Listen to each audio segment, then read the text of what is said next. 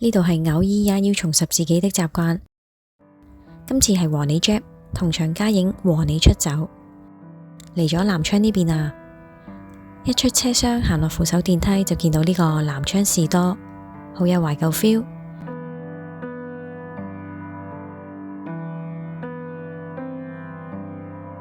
一齊進入呢個時光隧道。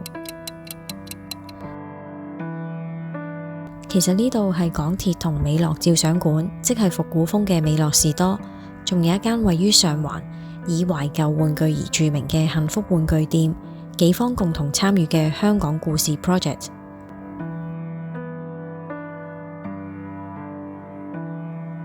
面積大約一個鋪位，但展品都幾有心思㗎。開咗2個星期左右啦。當日見到有啲長者好開心咁打卡，佢哋面上嘅表情好似返老還童咁，仲不斷向佢哋嘅屋企人分享細個嘅趣事，同埋舊居真係有呢啲電器、玩具等等，睇嚟都係唔少上1、2代人嘅集體回憶。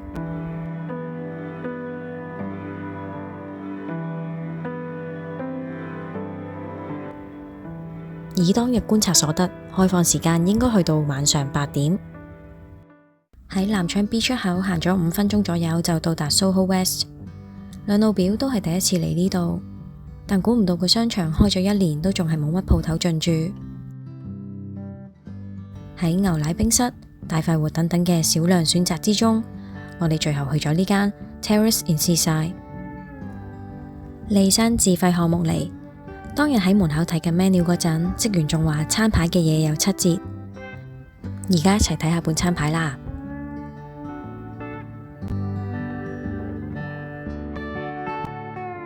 但最後我哋比較懶，直接叫咗個2人餐就算，所以係冇7折嘅。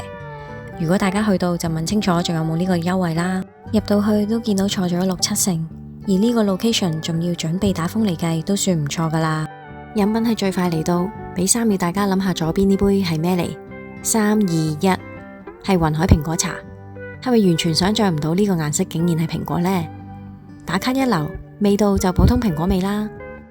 底部有一粒粒果肉，但係咁幼嘅紙飲筒係啜唔到噶。右邊就係帶點驚喜的香印提子奶蓋綠茶，第一啖真係幾苦下噶，好在撈勻咗就好啲，味道變甘，入面有幾粒提子，仲有啫喱，幾好食。呢2杯係唔使額外加錢嘅，但如果你叫呢間連鎖最signature有半個金擺喺頂嗰杯濟州金骨乳酪呢，就要額外加28蚊啦。聰明嘅大家梗係唔會為咗打卡而加錢啦。前菜沙律固定為讓你一試傾心的秋葵八爪魚沙律，但我哋都唔太中意秋葵，再加上啲八爪魚比較韌同埋硬，啲沙律醋或者汁落得太少啦，成碟都比較乾，真係冇辦法一試傾心咯。無骨炸雞半份就有4種口味。揀咗相對上穩陣嘅讓人瘋狂的蜂蜜炸雞，一致覺得呢個唔錯，仲要配埋薯條上，半份都有700件雞，2個女仔食真係夠晒飽，同埋唔算太熱氣，推介。明我哋就揀咗燒慢煮雞腿紫蘇拌飯，飯上面有少少芝麻，質地有啲飯焦感覺，相對上硬身啲，微辣，雞髀都算嫩同埋易切嘅，味道就正常，唔係特別食得出所謂慢煮嘅感覺。甜品揀咗唔使加錢嘅清甜金骨窩夫，佢嚟咗一陣噶啦，我哋掛住傾偈仲未打卡就突然塌咗落嚟，所以應該真係上機食先。估計因為啲 cream 唔係純忌廉而係有乳酪成分，開始溶溶地就塌落嚟，食落冇平時嘅 cream 咁膩，酸酸甜甜幾開胃。我哋比較試酸，落埋個金骨汁都覺得好 fresh 唔錯。窩夫擺咗一輪先慢慢食，都仲係鬆軟嘅。整體都算滿意，個人覺得呢間分店嘅食物質素好啲，因為我都食過某2-3間分店噶啦，喺度坐咗幾個鐘都冇人趕走，真係幾 chill。職員態度唔錯，不過啲台真係太細。2人餐就358蚊，連埋加1人均消費就唔使200蚊，夠飽肚，風景又幾靚。如果好天可以帶埋寵物坐戶外座位都幾舒服。食完就散下步啦。商場設計有集百家之大成嘅 feel， 包括 K11 Musea、ASI、瓊林街83號呢類梯級式建築都幾打卡嘅噃，又有綠化。上蓋仲有以 Apart Hotel 概念經營嘅 Time Place 本社服務式公寓加酒店，我哋當日八卦，如果真係打8號波走唔到，book 酒店要幾錢呢？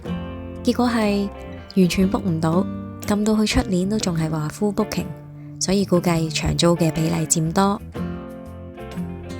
行出去就係長沙灣海濱花園，喺度跑步放狗，吹下海風都幾舒適。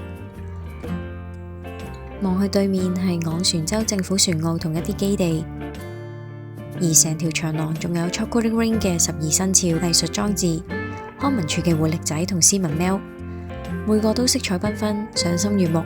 中意嘅可以慢慢打卡。大家有興趣仲可以去埋 WeWalk 同埋南昌匯，仲有南昌公園。2月至4月嘅時候仲會有黃花風鈴木，而且有一大片草地，好適合野餐。準備回程嘅時候喺南昌站見到呢間康字手作，係社企嚟嘅，入面嘅手工藝品係由智障人士製作，包括有陶瓷、手工番梘、布藝、茶包、湯包，甚至曲奇同中秋果籃都有。詳情可以上返佢哋嘅 e-shop 睇睇，支持下啦！希望佢哋可以揾到屬於自己嘅一片天，創造更多製成品同就業機會。今次和你 Jap 同和你出走就喺南昌呢邊偷得浮生半日閒啦。大家有咩地方推薦我去就留言啦。片中借用咗 Google Map、本社官網同康字手作 IG， 仲有 e-shop 嘅相。再次 credit 返，多謝一齊同行嘅老表 G。不完美當中的完美是勝在有你，期待再去更加多地方。歡迎打賞幫你去試服試好嘢，合作都可以啊！記得 CLSS 開啟小鈴鐺。多謝收睇，下條影片見，拜拜。